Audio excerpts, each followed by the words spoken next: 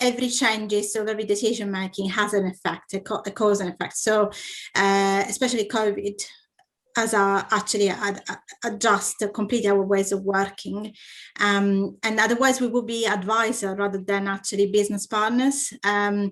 We can't be a business partner if we don't really understand the impact of the business. And sometimes you don't make the right decision. If you're brought in to make or to support in a particular decision, you haven't got the context, you don't understand what the whole issue might be, you have to be at the table and be part of that decision-making process. And to do that, you have to not just be a HR person.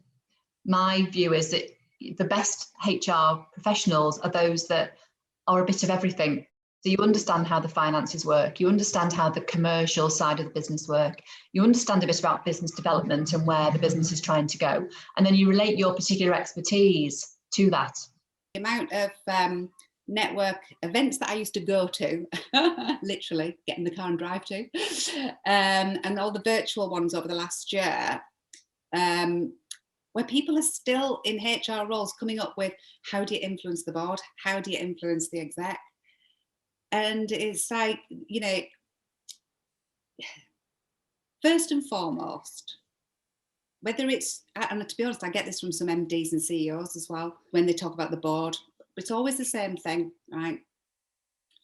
You've got to be able to understand where they're coming from. You've got to understand their world.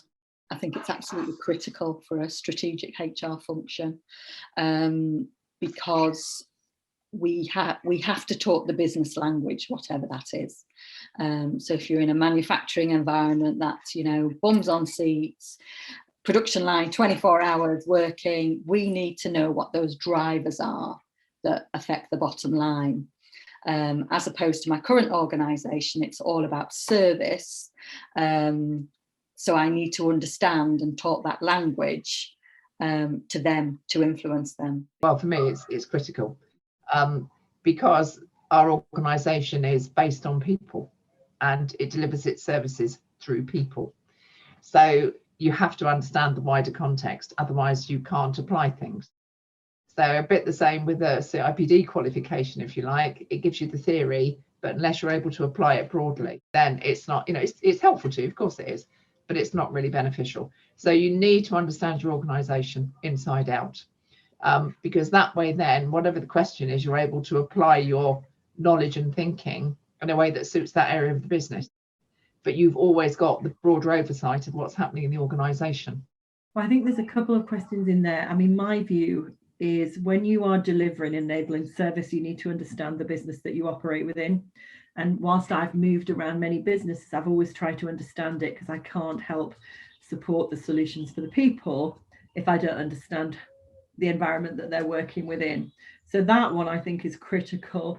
And I think it depends on your role from a decision-making point of view, where you sit.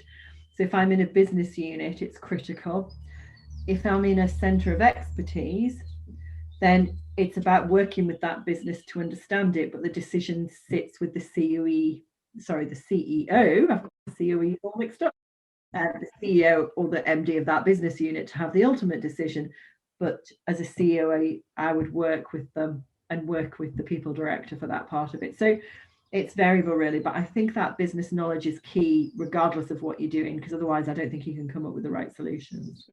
Absolutely vital. If you want to have a seat at the table for the people agenda, you have to understand how the people agenda fits into the rest of it. Otherwise you're literally just saying, best practice says we should be doing this. There's no risk mitigation that you're showing that you understand to minimize a risk that the business may have. There's no competitive advantage that you're fielding as part of what you're doing. You're just doing people management for the sake of people management, and that's a very expensive thing to do unless there's a link to a commercial edge from it. So I think it's absolutely vital, and not only should you understand it, you should be in there influencing it, so that when people are coming up with ideas, you need to be able to make the link as to how the people part of that might look, or what it might do from a reputational point of view, or what it might do to make you an employer of choice, or what it might do. So you need to really understand your agenda, but really understand how it links to the business agenda. Critical,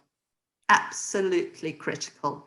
And I think, again, as you work your way through your HR career, and I've already said this, understand the different areas, understand their issues, but now from the wider operation, especially at HRD level, you've got to forget your HR. You're now working with a team of people for the best interests of the organisation. And you might apply your specialism, but you've got to understand what's going on. I think this is just absolutely critical. As a HR professional, you must know your business. You must know how your business makes money, how your business operates, what's important to the people and the managers in your business. I'm not a HR director that sits in their office.